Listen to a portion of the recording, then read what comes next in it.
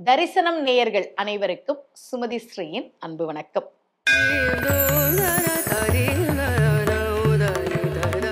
ஆன்மீக தகவல்கள் பகுதியில் இன்னைக்கு நான் உங்களுக்கு சக்தி பீடங்கள் பற்றி சொல்ல போகிறேன். நான் சொற்பொழிவுக்காக போகும்போது நிறைய பேர் கேட்பாங்க, அம்மா சக்தி பீடங்கள்னா என்ன, எங்கள் தெருவில் கூட ஒரு சக்தி பீடம் இருக்குது அப்படின்னு சொல்லுவாங்க. சில கோவில்கள் கூட நான் பார்த்துருக்கிறேன்.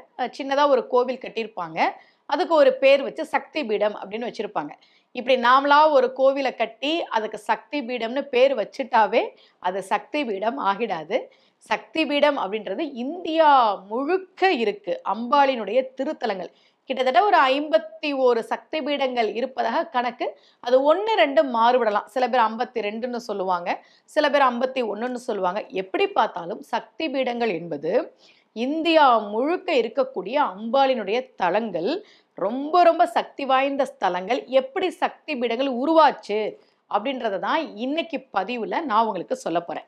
சக்தி பீடம்னா அது புராண காலத்தோடு தொடர்புடையது. நம்ம காலத்தில் ஒரு கோவிலை கட்டி, ஒரு அம்பாள் கோவிலை கட்டி சக்தி பீடம் அப்படின்னு பேர் வச்சுட்டா அது சக்தி பீடமா அப்படின்றத மக்கள் யோசிக்கணும். ஏன்னா இன்னைக்கு புதுசு புதுசாக நிறைய கோவில்கள் வருது இல்லையா. ஆனால் புராண வரலாறோடு தொடர்புடைய, புராண காலத்தோடு தொடர்புடைய சக்தி பீடங்களுக்கு போய் நாம் வழிபாடு செய்கிற போது நல்ல நல்ல மாற்றங்கள் கிடைக்கும். இப்போ சமீபத்தில் நடிகை ஜோதிகா காமாக்கியா கோவிலுக்கு போனேன் அப்படின்னு சொல்லி இன்ஸ்டாவில் ஒரு ஃபோட்டோ போட்டிருந்தாங்க. அது ஒரு சக்தி பீடம். இந்த மாதிரி இந்தியா முழுக்க நிறைய சக்தி பீடங்கள் இருக்குது. நம்ம தரிசனம் சேனலில் தொடர்ந்து நான் அதை பற்றி நான் உங்களுக்கு சொல்கிறேன். முதல்ல சக்தி பீடங்கள்னா என்ன அப்படின்றத இன்னைக்கு நான் உங்களுக்கு சொல்கிறேன். தக்ஷனுக்கு மகளாக அம்பாள் பிறந்தாள். அப்போது அவளுடைய பேர் தாட்சாயினி. தக்கன் சிவபெருமான அவமானப்படுத்துறதுக்காகவே ஒரு யாகம் நடத்தினான். அந்த கதை நம்ம எல்லாருக்கும் தெரிஞ்ச கதை தான். எல்லாருக்கும் அழைப்பு விடுத்த தக்கன் சிவபெருமானுக்கு அழைப்பு விடுக்கல. பார்வதிக்கு மனசு கேட்கல. நம்ம அப்பா நம்ம வீட்டுக்காரரை இப்படி அவமானப்படுத்துறாரே அப்படின்னு அதை கேட்கறதுக்காக அந்த யாகத்துக்கு வர்றா. நீங்க பண்றது ரொம்ப தப்புப்பா.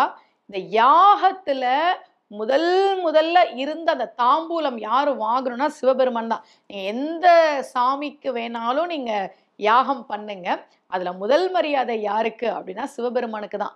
அவர் இல்லாம நீங்க யாகம் பண்றீங்களே அப்படின்னு பார்வதி தேவி சொல்லும்போது தக்ஷன் சிவபெருமான ரொம்ப ஏளனமா பேசுறான். என்ன பெரிய மாப்பிள்ள, அவன் யாரு, சுடுகாட்டுல இருக்கிறவன். ஒரு நல்ல ட்ரெஸ்ஸு போட தெரியுது அவனுக்கு, புலித்தோலை எடுத்து மாட்டிகிட்டு இருக்கிறான், விபூதி எடுத்து பூசிட்டு இருக்கிறான். அவன்லாம் ஒரு ஆளு, நீ என்கிட்ட வந்து அவனுக்காக பேசுற அப்படின்னு சிவபெருமானை தகாத வார்த்தைகளால் பேசுகிறான் தக்ஷன். பார்வதி தேவியால் அதை தாங்கவே முடியல. அப்பதான் சிவபெருமான் வீரபத்ரர்லாம் அனுப்பி அந்த யாகத்தை கலைத்த அந்த கதையெல்லாம் நமக்கு தெரியும்.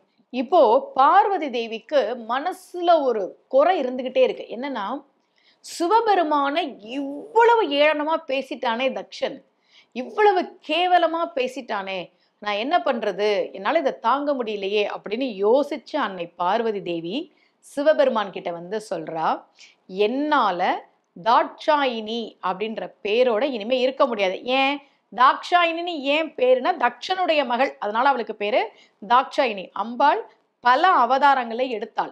மதங்க முனிவருக்கு மகளாக பிறந்த போது மாதங்கி, மலையத்துவஜனுக்கு மகளாக பிறந்த போது தடாதகை பிராட்டி மீனாட்சி அம்மன். அதே மாதிரி பர்வதராஜனுக்கு மகளாக பிறந்த போது அவளுக்கு பெயர் பார்வதி. இமவான் மகள் என்பதால் ஹைமவதி. இப்படி யாருக்கு அவள் மகளாக பிறக்கிறாளோ அந்த பெயர் அவளுக்கு வரும்.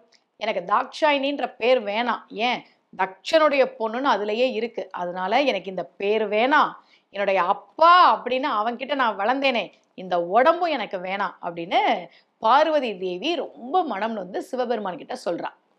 கற்பனை முதலிய கடந்த கண்ணுதல் தற்பர நின்னை இகழ் தக்ஷன் தன்னிடை பற்பகல் வளர்ந்தவன் பயந்த மாது என சொற்படு நாமமும் சுமந்துள்ளேன்.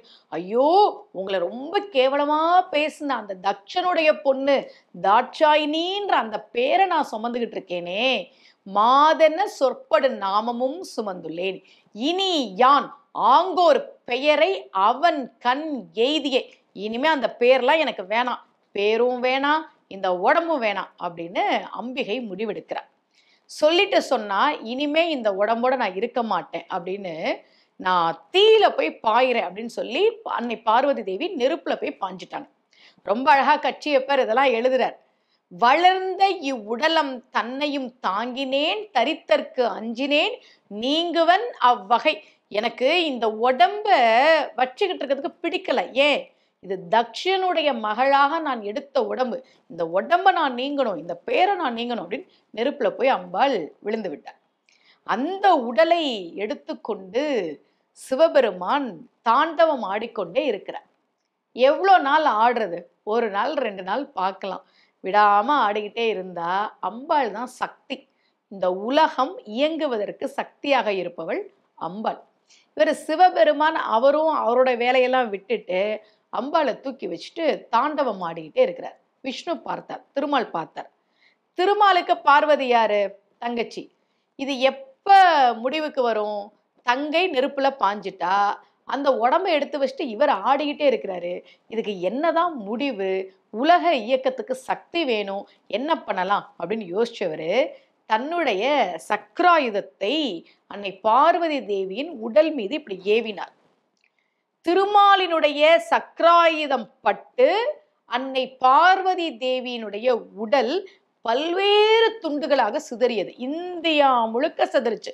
கை ஒரு இடத்துல, கால் ஒரு இடத்துல, கண்ணு ஒரு இடத்துல, காது ஒரு இடத்துல, உதடு ஒரு இடத்துல, இப்படி அன்னையினுடைய உடல் பாகங்கள் சிதறி விழுந்த இடங்களுக்கு பெயர்தான் சக்தி பீடங்கள்னு பேர். இந்தியா முழுக்க இருக்கக்கூடிய இந்த சக்தி பீடங்கள் பத்தி நான் உங்களுக்கு தரிசனம்ல வரக்கூடிய நாட்கள்ல வேற வேற பதிவுகள்ல கொடுக்குறேன்.